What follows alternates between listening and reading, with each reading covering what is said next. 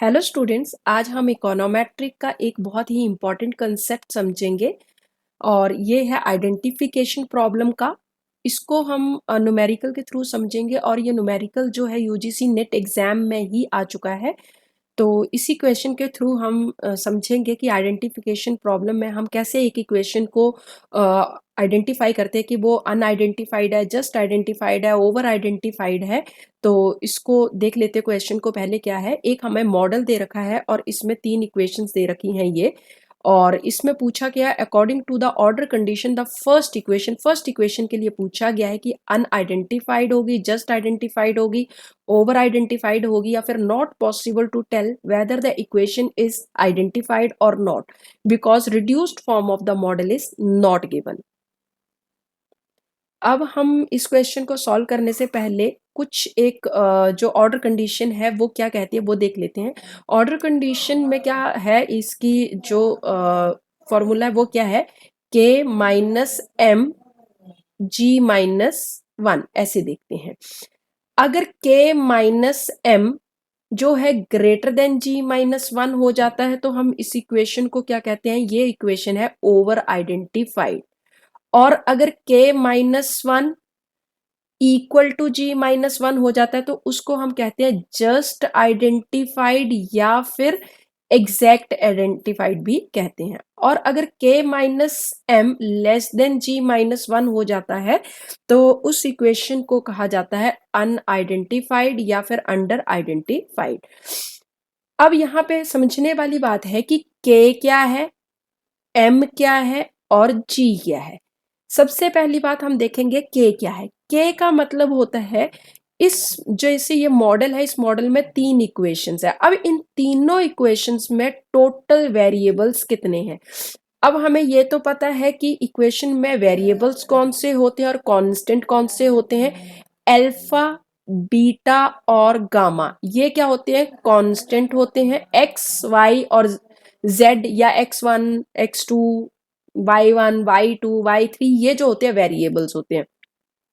Mu 1, mu 2 और mu 3 ये हमने हर जगह पढ़ा है, हर मॉडल में, हर इक्वेशन में कि ये एरर टर्म होती है। हमने सिर्फ यहाँ पे किसको लेना है, वेरिएबल्स को लेना है। और दूसरी बात, जो वेरिएबल एक इक्वेशन में आ जाएगा उसको हम दोबारा नहीं लेंगे। जैसे अगर हम कहें फर्स्ट इक्वेशन, क्योंकि हम k की बात कर रहे हैं तो k में हम टोटल नंबर ऑफ वेरिएबल्स लेते हैं। टोटल नंबर ऑफ वेरिएबल्स कितने हैं, तो यहाँ पे टोटल नंबर ऑफ वेरिएबल्स का मतलब यहाँ पे क्या है कि 3 इक्वेशन है, तीनों इक्वेशन में मिला के कितने वेरिएबल्स होंगे। तो यहाँ पे पहली इक्वेशन से देखते हैं। फर्स्ट इक्वेशन की अगर हम बात करें, इक्वेशन 1 में देखें तो हमारे पास कितने वेरिएबल्स हैं। इक्वेशन 1 में y1, y2, y3, x1 और x2 ये वेरिएबल्स हैं। क्योंकि अल्फा जो है वो अल्फा हमारे कांस्टेंट है और म्यू जो है वो हमारा क्या है, एरर टर्म है। हम सिर्फ वेरिएबल्स की बात कर रहे हैं। तो हमारे पास क्या हो गया, y1, y2, y3, x1, x2। First equation में कितने हो गए हमारे पास वेरिएबल्स, 5 हो गए। अब इक्वेशन 2 की बात करें तो इक्वेशन और रिपीट नहीं करना है हमने। अगर इक्वेशन 2 की बात करें तो इक्वेशन 2 में y2 है, y2 फर्स्ट इक्वेशन में आ चुका है इसलिए नहीं लेंगे। y3 भी फर्स्ट इक्वेशन में आ चुका है इसलिए नहीं लेंगे। y1 भी फर्स्ट इक्वेशन में आ चुका है, रिपीट हो रहा है इसलिए ये भी नहीं लेंगे। और x2 भी फर्स्ट इक्वेशन में आ चुका है तो ये भी नहीं लेंगे। तो इक्वेशन 2 से तो कोई भी नहीं आएगा टोटल करने के लिए। अब इक्वेशन 3 की बात करें तो इक्वेशन 3 में कितने आ जाएंगे हमारे पास। इक्वेशन 3 में देखें तो इक्वेशन 3 में y3 नहीं आएगा क्योंकि फर्स्ट इक्वेशन में पहले ही आ चुका है। x1 भी नहीं आएगा क्योंकि x1 भी आ चुका है। x2 भी नहीं आएगा, ये भी आ चुका है। x3 आएगा इक्वेशन 3 से क्योंकि वो पहले नहीं आया तो एक वेरिएबल। तो हमारे टोटल फर्स्ट इक्वेशन में कितने थे, 5 थे वेरिएबल। और थर्ड इक्वेशन में है 1, सेकंड इक्वेशन में तो कोई भी नहीं था क्योंकि सारी रेपिटेशन हो रही थी। तो अब हमारे टोटल नंबर ऑफ वेरिएबल जो तीनों इक्वेशन को मिला के बन गए तो वो बन गए 6। तो k हमारे पास आ गया 6। अब हम बात करते हैं कि हमें देखना है m। हमने m क्या कहा था, हम एम का मतलब यहाँ पे होता है कि पर्टिकुलर इक्वेशन जिसको हम सॉल्व करने जा रहे हैं उसमें कितने नंबर ऑफ वेरिएबल्स हैं।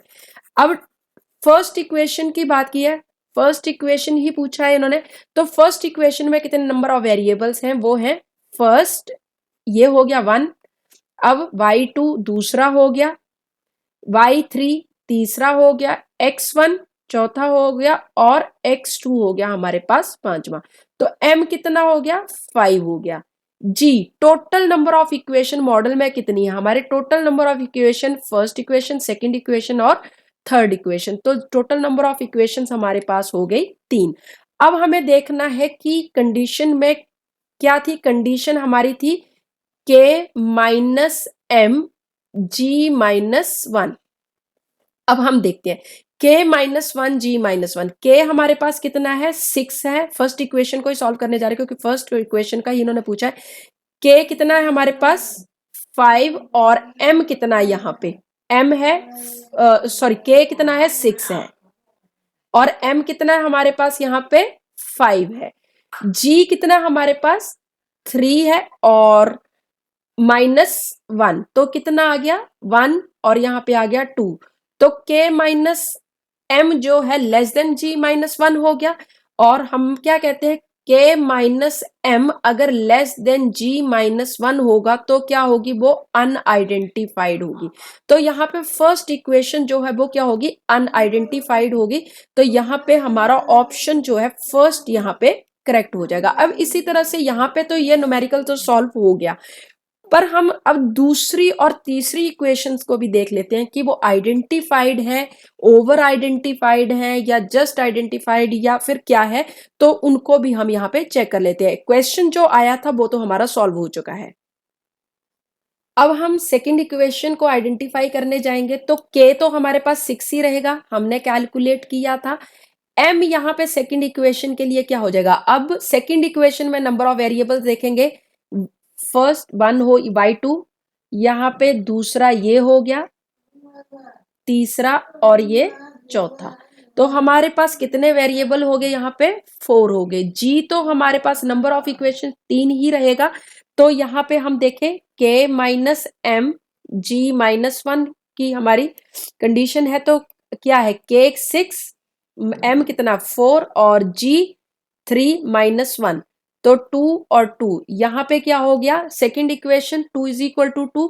तो k माइनस एम जब इक्वल टू g माइनस 1 हो जाता तो उसको क्या कहते हैं, जस्ट आइडेंटिफाइड या फिर एग्जैक्ट आइडेंटिफाइड कहते हैं। तो सेकंड इक्वेशन जो है हमारी हो गई जस्ट आइडेंटिफाइड। अब थर्ड इक्वेशन को देख लेते हैं, थर्ड इक्वेशन कैसी है। तो थर्ड के लिए भी हमारे पास k तो क्या रहेगा, 6 ही रहेगा। m देख लेते हैं, m यहाँ पे हमारे पास थर्ड इक्वेशन में कितना हो जाएगा। अब थर्ड इक्वेशन के लिए हमारे पास m जो है वो काउंट कर लेते हैं, एक वेरिएबल ये हो गया, दूसरा वेरिएबल ये हो गया, तीसरा ये हो गया, और चौथा ये हो गया। तो m यहाँ पे भी 4 ही है। g तो हमें पता है 3 इक्वेशन है, तो g 3 हो जाएगा।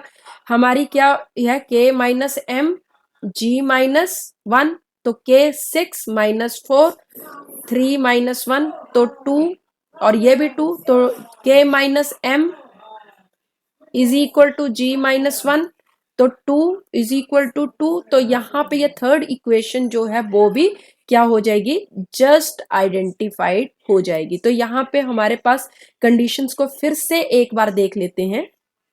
अब हमारे पास ऑर्डर कंडीशन आइडेंटिफिकेशन क्या है, k माइनस एम अगर ग्रेटर देन g माइनस 1 होगा तो ओवर आइडेंटिफाइड, k माइनस 1 अगर इक्वल टू g माइनस 1 होगा तो उसको एग्जैक्ट आइडेंटिफाइड या जस्ट आइडेंटिफाइड कहा जाएगा। k माइनस 1 अगर लेस देन g माइनस 1 होगा तो उसको क्या कहा जाएगा, अंडर आइडेंटिफाइड कहा जाएगा। और एक चीज समझने वाली है, बहुत ही इंपॉर्टेंट है, g जो होता है वो हमेशा एंडोजीनियस वेरिएबल के इक्वल होता है। इसका मतलब नंबर ऑफ इक्वेशन जितनी भी होंगी वो किसके इक्वल होंगी, जितने भी एंडोजीनियस वेरिएबल होंगे उनके जितनी होंगी। तो यहाँ पे k तो हमें पता चल ही गया है, total number of variables in the equations, जितनी भी इक्वेशंस होंगी उनमें टोटल नंबर ऑफ वेरिएबल्स कितने हैं। m क्या है, number of variables included in particular equation, जो भी चाहे एक्सोजीनियस चाहे एंडोजीनियस है। और g क्या है, टोटल नंबर ऑफ इक्वेशंस को हम देखते हैं यहाँ पे g के लिए। तो इस तरह से हम आइडेंटिफिकेशन का जो क्वेश्चन है वो सॉल्व कर सकते हैं। अगर हमें बेसिक कंसेप्ट अच्छे से आते हैं तो यहाँ पे हमें ये क्वेश्चन करने में कोई भी दिक्कत नहीं आएगी।